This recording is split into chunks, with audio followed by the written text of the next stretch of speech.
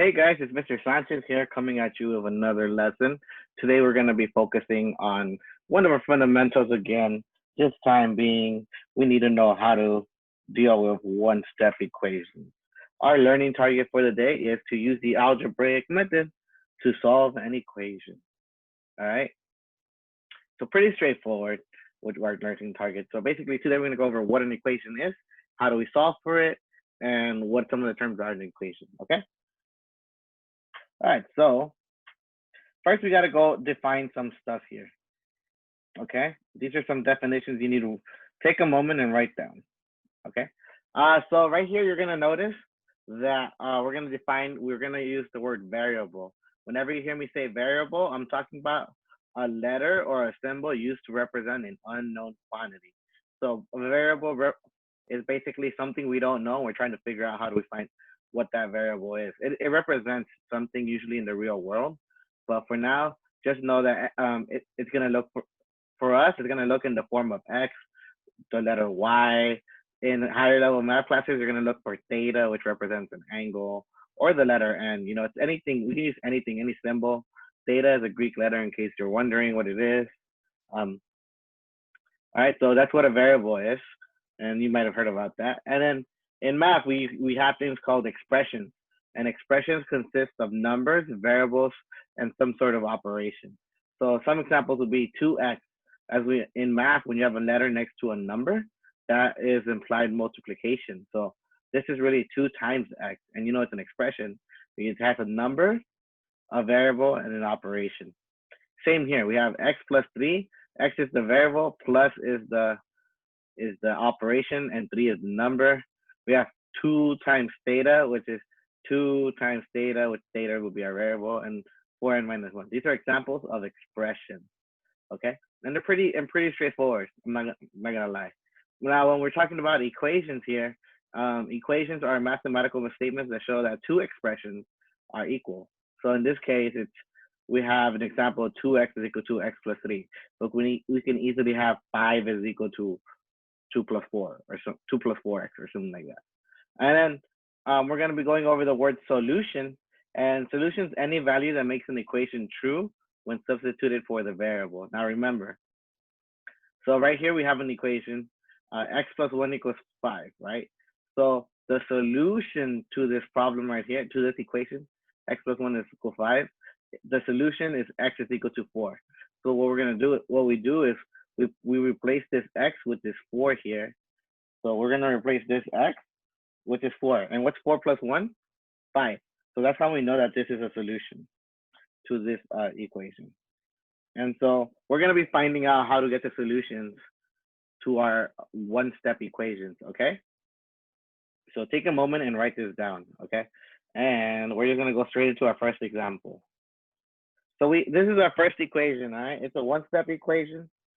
And, you know, we know it's an equation because it has an expression here, x plus 3 is equal to another expression. An expression can be a number by itself, all right? So when we're faced with this problem, x plus 3 is equal to 4, our goal is to get x by itself, right? Get x alone. And in this case, x is our variable, but we want to make sure we want to isolate our variable. So that means we want to get rid of plus 3, right? So to get rid of plus 3, we actually have to do something very, very interesting. So what I want you guys to do, first of all, is draw this imaginary blue line, okay? And so we're going to try and get rid of this plus 3 by doing the opposite operation. So the opposite of addition is going to be subtraction. So what we're going to do is we're going to subtract 3 from this equation. And the way we do that is we're just going to do minus 3 down here, right? And we're going to draw our line here. But whatever you do to the left side of this equal sign, you also have to do to the right side. So you're going to write minus 3 here too. Okay? And then you're going to perform addition like you normally would, like up vertically. And so Plus 3 minus 3, that's going to go away. That's going to cancel and go to 0. X plus 0 is just going to be x. So we're going to be with just x here. And what's 4 minus 3? That's 1. All right. And that's how you solve your problem. And you know you got it right when you know you have the solution to the problem, where if you plug this back in and it makes sense. So we can actually check for our answer, right? So you plug in 1, whatever the x was, we should get a true statement. 1 plus 3, that's 4. So we get 4 equals 4. That checks out. So, we're good. So now I want you guys to work on this problem right here. This is going to be your problem. You're going to answer it on the Ed puzzle. So this is example A, right? And it's going to be x plus 7 is equal to 10. What is x? Right? That's the problem you're going to work on. Right, another type of problem that you're going to find yourself stumbling across is this one right here. X minus 5 is equal to 2. Okay? And it's going to be pretty straightforward, right? We want to get our variable by itself. In this case, our variable is x. So we want to get x by itself. To do that, we want to get rid of the minus 5. All right. So once again, I want you guys to draw this little dotted line. All right. That's to show us to both sides of the equal sign. And what I want you guys to do is we want to get rid of minus 5. What's the opposite of subtracting? We're going to add. So we're going to be adding 5 to both sides. So you're going to add 5 here. You're going to add 5 here on the right side. Right? Whatever you do to the left, you have to do to the right. These two are going to cancel out and become 0. And so x plus 0 is just going to be x. And then 2 plus 5, that's actually just 7. We have our answer. Ta-da! Pretty easy, right? These are one-step equations. These are the easy ones. All right. And so now I want you guys to try example B. Right? And so what you're going to have is x minus 11 equal to 10. Go ahead and try and solve that. You're going to do that on the head puzzle. So this is the next problem. It's pretty interesting. All right. So we have this problem right here. 6x is equal to 12. So in math, in algebra, number, and then with a letter, or with a variable, when you have a number and a variable next to each other, that means we're multiplying. So this is 6 times x is equal to 12. All right.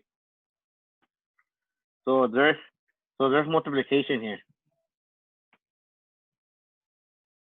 Multiplication. All right. So we're going to rewrite our problem. So we have 6 times x is equal to 12. To get the x by itself here, right, just because that's our goal, we want to get this x by itself. So that means we're going to get rid of the 6. To get rid of it, what we're going to do is we're going to divide both sides by 6. So but remember, you got to draw your little lines so we know each side. We're going to divide both sides by 6. And the way we show division is with a fraction. So you're going to draw the fraction bar, put a 6 here. Fraction bar, put a 6 here. Okay? 6 over 6 is going to equal to 1. So these cancel out, and it's 1. So 1 times x is just x. Okay? And then 12 divided by 6, we know what that is. That's 2. And that's going to be our final answer. So now I want you guys to try this problem here. We have example C. And the type of problem you're going to do is 3x is equal to 15. Go ahead and try that on your Ed puzzle, and you'll get your results. And now we're going to go over to our final example. X over 2 is equal to 8. Remember, fraction implies division. So what we're going to do here to get this x by itself To get this x by itself, you got to get rid of the 2. So we're going to rewrite our problem, right? We're going to rewrite our problem.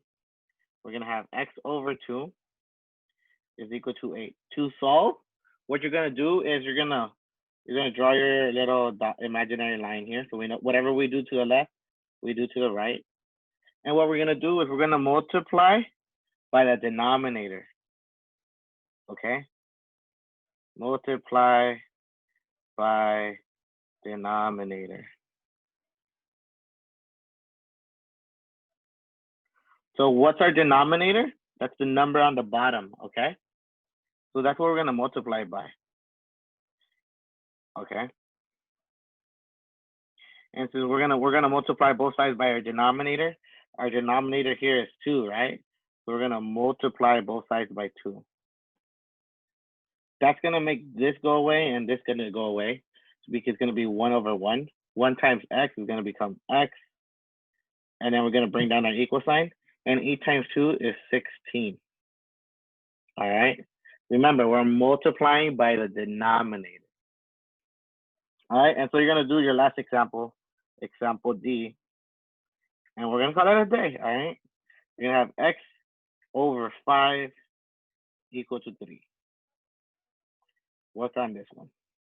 All right, guys.